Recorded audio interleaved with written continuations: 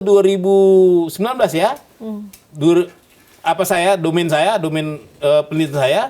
Sementara RRT itu kan 1980 ke 85. Iya. Kan ada gap di sini antara 85 ke 2005. Nah, ini nanti saya minta tolong diisi gap ini diisi oleh Pak Jokowi.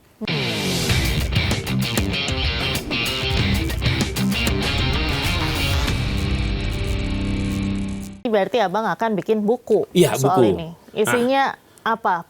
Jadi saya kan ranahnya publik nih, Mbak. Jadi memang saya membatasi diri ranah private. Nah, ranah private itu sudah ada grup RRT.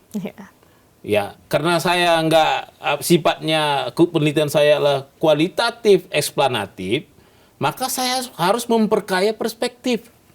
Mau nggak mau nanti supaya perspektif saya balance di pembaca, saya harus bertanya ke Pak Jokowi.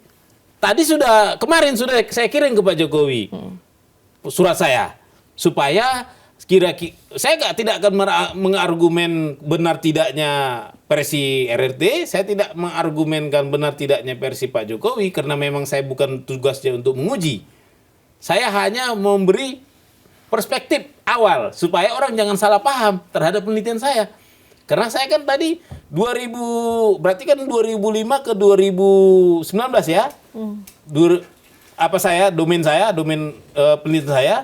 Sementara RRT itu kan 1980 ke 85. Iya. Kan ada gap di sini antara 85 ke 2005. Nah, ini nanti saya minta tolong diisi gap ini diisi oleh Pak Jokowi. Supaya nyambung ke saya. Kalau enggak, penelitian saya akan mengambang. Mau nggak mau ya palingan saya nanti isi dengan punyanya Pak timnya RRT. Seperti itu. Kan mereka sudah mempublikasi bukunya juga. Kita harus hargai. Kita harus jadikan itu basic dari penelitian terdekat. Seperti itu, Mbak. Nah, berarti tadi kan yang ada gap dari 85 ke 2005. Iya. Abang mau minta Pak Jokowi untuk mengisi itu? Iya. Semoga beliau bersedia. Nah. Kalau bersedia, apa aja yang akan diambil? Ya, sampel-sampelnya mungkin. Jadi mungkin begini, beliau pasti karena jadi subjek di sini dan ijazah beliau juga kita jadikan objek.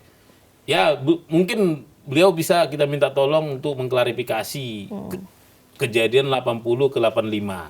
Sekaligus bercerita 85 ke 2005 apa saja sih, Pak? Saya dengar juga kerja di Aceh. Di BUMN Aceh Craft.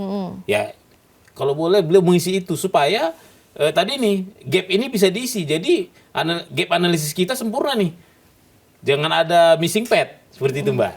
Jadi semua clear ya, Pak ya. Iya. Jadi publik juga tidak bertanya-tanya terus gitu. Iya. Kan banyak publik yang merasa kok ijazah ini udah setahun berlarut-larut banget gitu.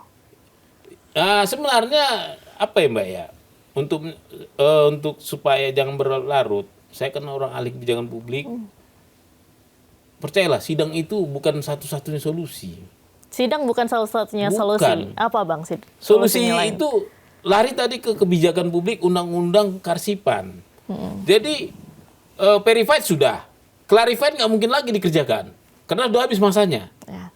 Yang ada satu-satunya tools adalah autentikasi. Sepanjang KPU belum menyerahkan ini semua ke Andri, maka Andri akan menunggu. Oke. Nah, kalau nanti misalnya KPU memberikan ini ke Andri, memberikan ke lembaga kearsipan daerah, ya fotokopi yang diserahkan 2005 itu bisa diautentikasi oleh lembaga kearsipan daerah sama Andri. Bisa loh.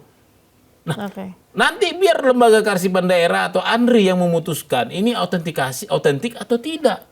Karena lembaga satu-satunya dalam konteks ini yang bisa menyatakan asli atau tidak adalah Andri. Jadi bolanya di KPU asal dia mau menyerahkan ke Andrinya. That's right. Oke. Makanya saya bingung, kenapa KPU nggak ngasih? Hati-hati loh KPU. Ada tindakan kalau menghilangkan arsip ini aja kita harus khawatir ya. Bagaimana nanti nasib arsip ini? Kalau sini udah buram nih. Ini seharusnya kalau dikasih ke Andri ini dirawat loh, Mbak. Supaya jangan jamuran. Ini saya piling saya ini jamuran nih. Si kertasnya itu iya, ya, Bang ya. Kan banyak bintik-bintik itu. Iya. Nah, seandainya benar ya, ini hasilnya dari yang dokumen tahun 2005 fotokopinya. Ya, saya rasa kalau nanti di Andri, di ruang arsip kan mereka punya lingkungan yang bisa membuat arsip itu awet, suhu diatur, ya kan, spora jamur-jamur dikontrol seperti itu, Mbak.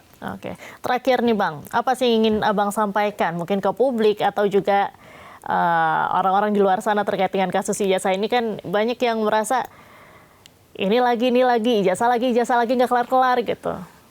Ya kalau saya sebenarnya harus jujur bahwa sebenarnya ini bukan terkait ijazahnya yang saya geluti. Ya. Saya berbicara tentang demokrasi, jendela keterbukaan informasi. Saya melihat informasi ini, ijazah ini ditutupi ke publik. Ini bahkan di berbagai diskursus publik di TV menyebutkan bahwa ini nggak boleh dipublikasikan. Karena saya orang kebijakan publik, saya tahu tidak benar itu. Makanya saya turun untuk membereskan bahwa ini adalah informasi terbuka. Yang bisa ditunjukkan ke publik. Iya. Tapi sebenarnya yang berkembang di masyarakat justru lebih enak, Mbak.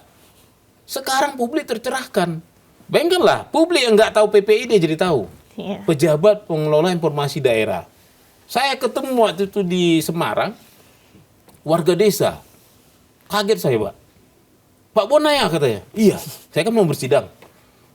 Oh, kami ini Pak warga desa, nggak usah saya sebut namanya ya, cerita dia. Berkat Bapak Bona mengedukasi kami di TV, kami jadi tahu. Sekarang kami sedang bersidang. Oh, kaget saya. Bersidang apa? Kami minta dokumen-dokumen dari kepala desa. Data-data pembangunan desa, biaya-biaya desa, siapa aja yang ngerjain. Terus gimana, Pak? Sekarang tadi kami sudah bersidang, dan kepala desa mau ngasih semuanya kecuali satu, katanya. Apa itu? RAB, rancangan anggaran biaya. Kaget saya. Terus gimana? Ya, tempur Pak, saya minta lagi. Saya tahu itu. Saya bilang mediasi gagal karena ada satu yang nggak dikasih. Saya salut. Wah, mereka bilang berkat Pak Bona, kami jadi tahu hak kami, hak orang untuk tahu. Nah, kalau biasanya kalau kita baca Undang-Undang Keterbukaan Informasi Publik, hak untuk tahu informasi terbuka ini adalah salah satu indikator demokrasi. Makanya saya bilang, saya berterima kasih ke Pak Prabowo. Kenapa? Terbukti demokrasi kita dijaga, iklim kita. Seandainya di negara yang demokrasinya mati, Mbak, saya jangan-jangan ini nggak dibukakan. Percayalah, nggak dibuka ini. Kenapa? Efek ini mungkin sederhana. Efeknya luar biasa. Bukan hanya ijazah yang dibuka. Sekarang semua. Kalau kita bicara ijazah pejabat lain juga wajib. Iya. Ya kebayanglah kalau ijazah presiden saja, wakil presiden. Kebuka. Gimana pejabat yang di bawah-bawahnya gitu ya, menterinya, DPR-nya yang kita tahu banyak masalah juga kan kalau kita baca di Google terindikasi ini palsu. Kita baca di majalah Tempo meneliti sekian dalam dia bilang indikasi palsu. Dan paling penting adalah tadi itu informasi-informasi publik yang dipegang oleh publik apapun itu wajib diserahkan ke publik. Oke. Bukan hanya data pembangunan, bukan hanya RAB, bukan hanya daftar memperoleh bansos. Semua bisa, sepanjang itu badan publik yang menguasai. Jadi jangan lagi ada penutupan informasi. Gitu aja, Mbak.